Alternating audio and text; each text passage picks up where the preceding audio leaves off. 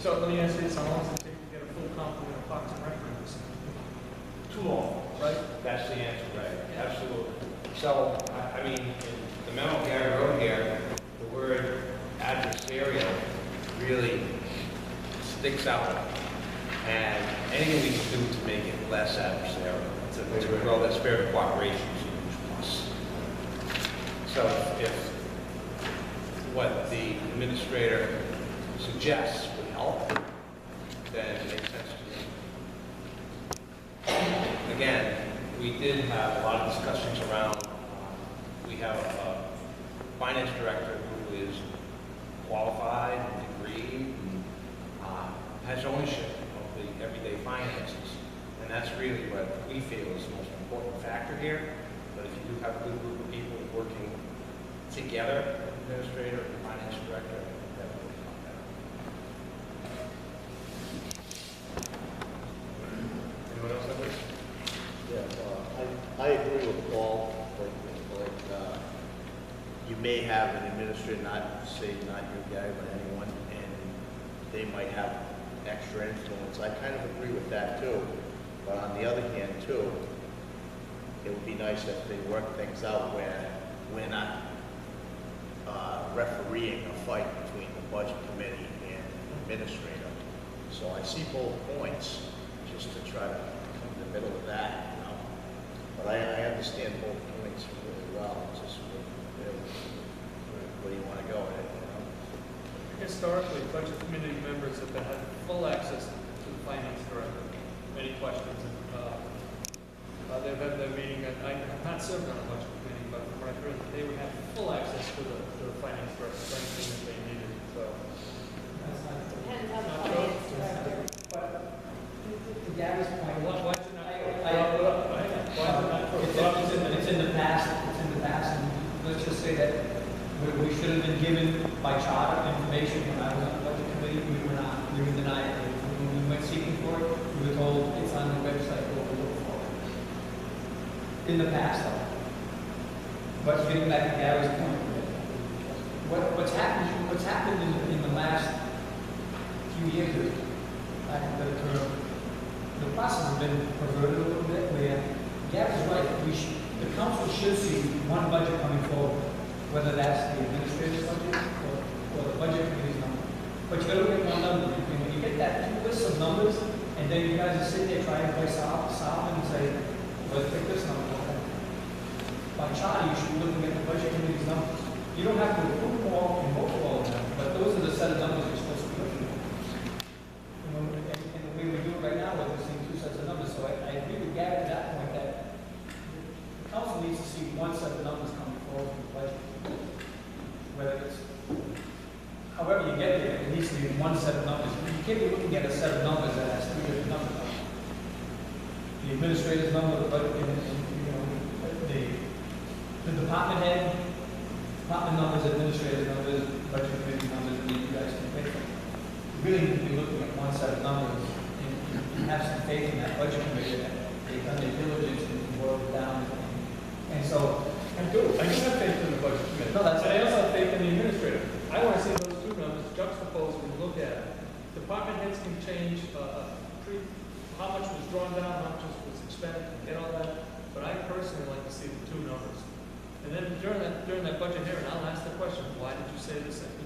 You've been through it as many times as I have. So, well, we don't follow it because the charter states the numbers the council acts on is the budget committee's numbers. I agree with Gary that there needs to be better coordination with those two so that there's some agreement.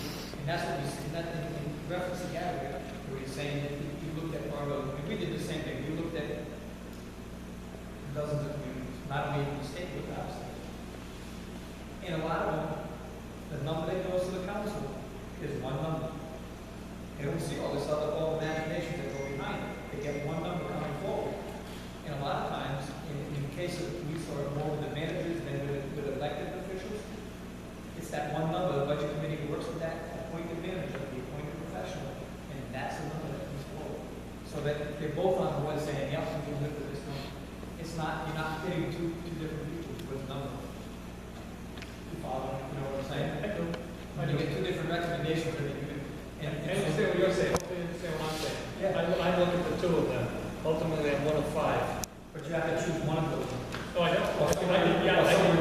I don't have to choose either of the two. And I've been, I have on occasion not chosen either of the two, so. And I know the budget committee works very diligently. If you went to anybody in authority and they put you off, saying, look it up, it should have been brought to the town council because the person wasn't doing their job and working with you accordingly. And I'm disturbed for all the work you put in to be addressed that way. Next, I look at budget first. And then the administrator may have something a little different. But I'm looking at a group of people, putting in the time, doing the research, the whole 9 yards. So yes, I will look at that. But on the other hand, I will look. Do I say one? Well, I think it's what I would say first, so that weighs heavily with me. But if any time, if there's any board that asks someone in authority for help, and they ditch, and I call that a ditch, has to be brought up. It's unprofessional and disrespectful. And I apologize. And I wasn't even on that, and I feel bad about that. Mr. President, if I might. One thing, if you, when you have the opportunity to take time to look at the different changes that I recommend, you still would see the Budget Committee's recommendation as it was presented. The difference is the system that we work under would be encouraging a collaborative effort as opposed to a confrontation level. And I think that's the point that is key, that this process needs to be one that's based on solid information where the Budget Committee members have all of the latest information, not information from February 1st or, you know, I don't want to say, I mean, the set dates, they're not arbitrary, but we set dates. But, you know, as Cynthia and I talked today, we only, at the end of last week, got the proposed the rates for our upcoming insurance year. So, you know, a budget was proposed in February, or March rather, the first week in, thereabouts in March, that is ignorant of details that are important to the overall process, that we need to have a system where all of those details are constantly flowing to the Budget Committee by an informed finance director and an informed manager or administrator, whatever you want to call the position, the person who sits here, to the point that the numbers are solid and based on the latest information. And if that information changes, it needs to change. And the budget process needs to react to those changes. And I have to tell you, I really think that we can do better than we currently are. It doesn't take away the, or isn't putting any special control in the hands of the Budget Committee. I mean, the checks are still signed by the administrator. The spending is all approved by the council. The investment plans are all approved by the council. But where they come from is the issue for me in terms of how well thought out have they been and how broad an input did we get. You know, we have a circumstance now where the budget gets presented in May and the Budget Committee rather in June, and the conversation stops. It needs to continue every month to the point that, what are we doing with the funds in the checkbook today? Should we be making a recommendation to change that? Granted, it is the finance director that has the ultimate control, and that isn't changed in the charter. The finance director is responsible for that. So it's really a matter of trying to make it more collaborative and presenting something that is less of an argument and more of a well thought out business plan that the person who sits in this chair, however they get here, is responsible to carry out. So, food for thought. I think it's a very good suggestion. Anyone else? It's better than what we had last year. It was a battle. And there was bombs from both sides. And we all walked out, and no one was happy.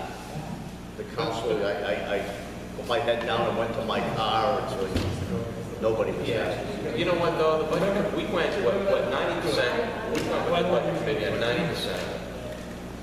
So, They're gonna disagree and get upset because we disagree with 10% and with their recommendations. I think a lot of argument comes in because taxpayers want to know that it's only a need and not a want.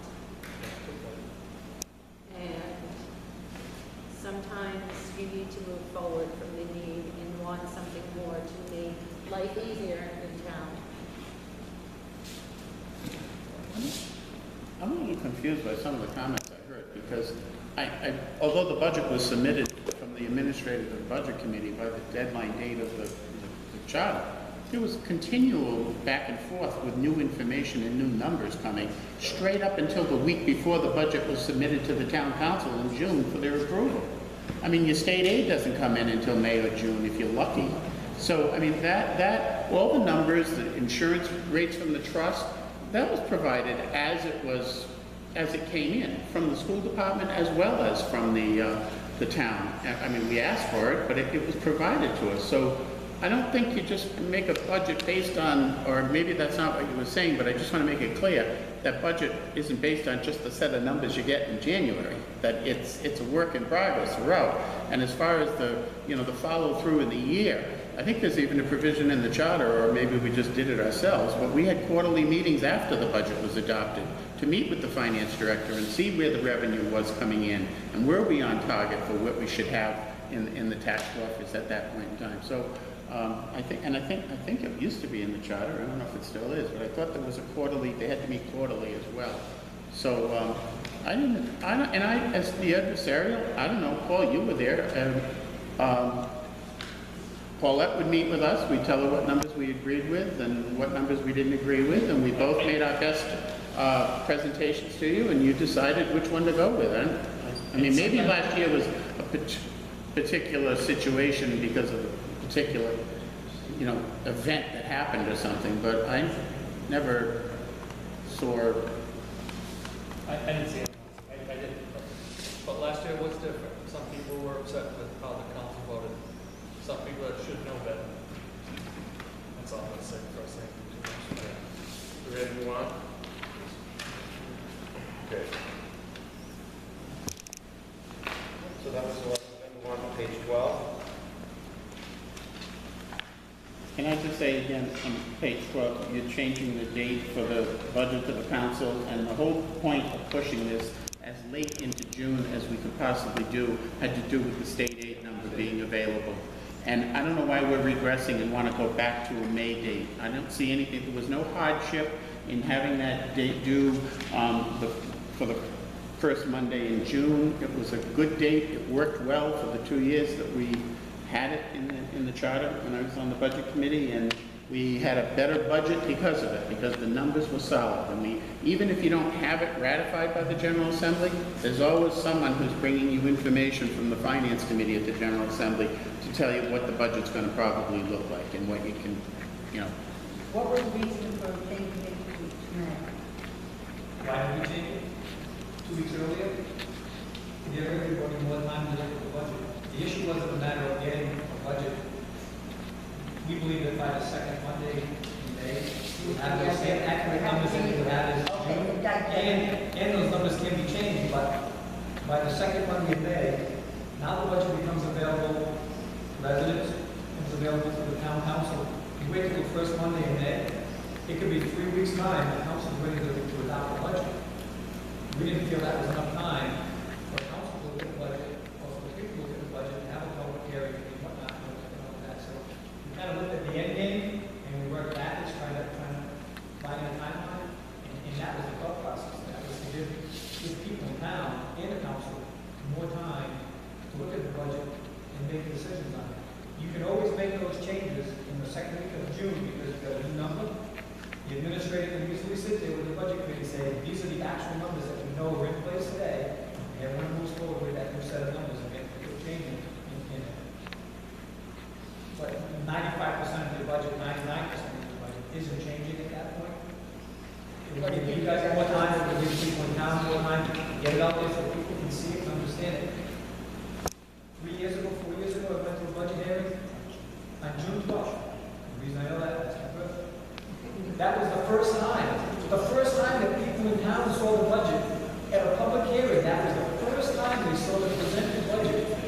question was, does anybody have any questions on the budget? How can you ask an intelligent question on the budget when you just looked at it 5 minutes ago? Yeah, and there was no commentary. Remember that? This is the tax dollars. And so the thought process was is to give the process a little more time, 2 weeks more time.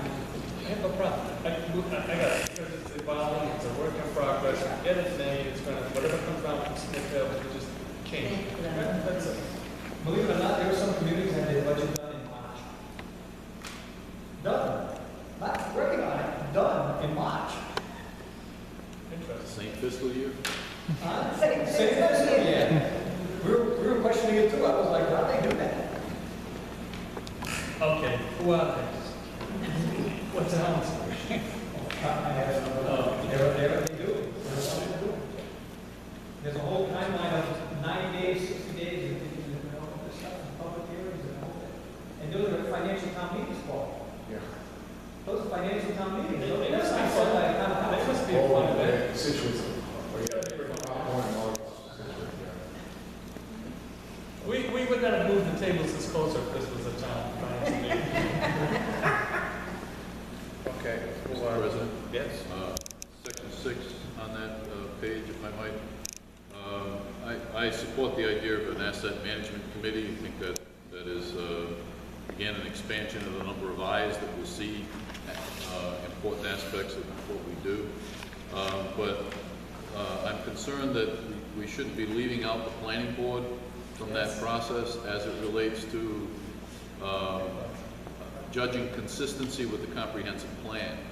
The planning board develops that, so I would suggest to you that, in section 6, we say all capital budget requests shall be submitted to the Asset Management Commission. I would say that to the Asset Management Commission and the planning board by the first Monday in February. Well, further in the charter, it addresses the Asset Management Commission, and one of their charges is that they make a recommendation based on input from that planning board. Understand that, but it's still, I think it would strengthen that opportunity if we set the same timeline for those. And then in the last line, or as that wraps up, it says, shall make its recommendation to the Budget Committee. I would suggest to you, the Budget Committee and the Administrator by April 1st. Again, just trying to keep everybody in the mix.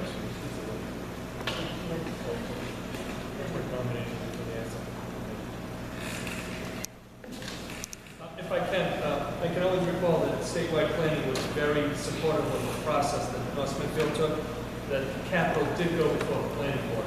And I can remember them saying it was one of the few communities that followed statewide planning recommendations for exactly what Gary said, for a comprehensive plan continuity. So if we can put it in here, I don't like the, just the planning board in there, working in conjunction with the Asset Management Commission. Who are they? I know it is. We're gonna get that. I know it's coming, and yeah, I get that. It's another board.